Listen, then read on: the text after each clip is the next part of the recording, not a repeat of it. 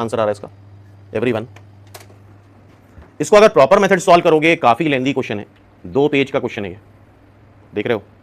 अब देखो ऐसे कई सारे शॉर्टकट हैं, लेकिन अगर सब कुछ हम एक दिन में बता देंगे तो कुछ भी नहीं याद रहेगा। तो कोशिश करो आज ये वाला जो रिजल्ट बता रहे हैं उसको याद कर लो। लिखो सभी लोग, ax cube plus bx square plus cx plus d, ये क्यूबिक है। इफ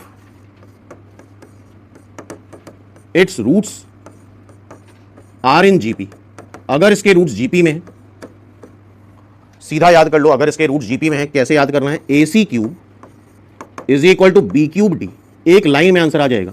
अदरवाइज कैलकुलेशन बहुत लॉन्ग है, देख रहे हो 2009 में आ भी चुका है ये याद करो, ac cube plus b cube d. इस तरह के कई सारे रिजल्ट्स हैं पॉलिनोमियल में, जब रूट्स एपी में होते हैं, जब रूट्स एचपी में होते हैं, तो नेक्स्ट टेस्ट पेपर में धीरे धीरे करके हम लोग इंक्लूड करते जाएंगे। अभी सारे एक साथ अगर लिखा दें हम एपी जीपी एचपी तो कुछ भी नहीं याद होगा, तो एटलीस्ट एक दिन में एक रिजल्ट याद कर सकते हो।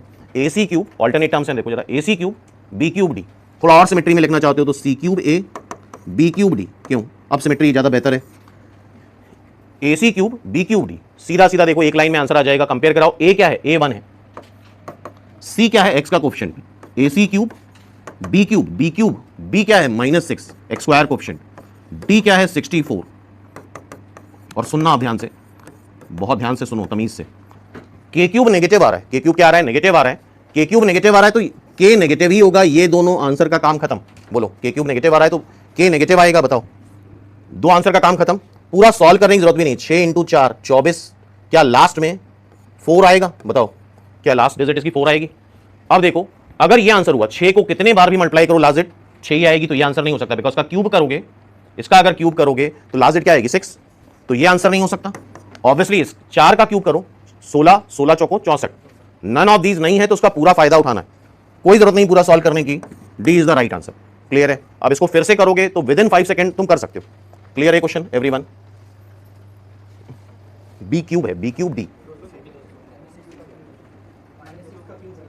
अच्छा -6 का क्यूब है, सॉरी -6 का क्यूब है तो भी ये ठीक है, 216 तो भी कंसेप्ट तो वही लग रहा है ना, 216 देख रहे हो, मतलब फायदा अगर हम उठा सकते हैं तो उठाएं फायदा। क्या ये बात समझ में आ रही है। और फायदा हम नहीं उठा रहे हैं तो फिर ऑब्वियसली हम पीछे जाएंगे। तो ये चीजें जब करते रहोगे बार बार तब इसकी प्रैक्टिस होती है, तभी हमें कॉन्फिडेंस आता है। क्लियर है। तो ये कंसेप्ट समझ में आया। पूरा में सॉल्व करने की जरूरत नहीं, क्योंकि इसी में लोग 2-3 मिनट लगा देते हैं, पहले पूरा क्यूब करा, मल्टीप्लाई करा, फिर सोचना स्टार्ट करा यार किसका क्यूब होगा। क्लियर है। तो क्या आंसर हुआ इसका, AC cube is equal to b cube d, AC cube is equal to b cube d, ये गलत लिख दिया था, -6 का क्यूब होगा ये। ठीक है भाई।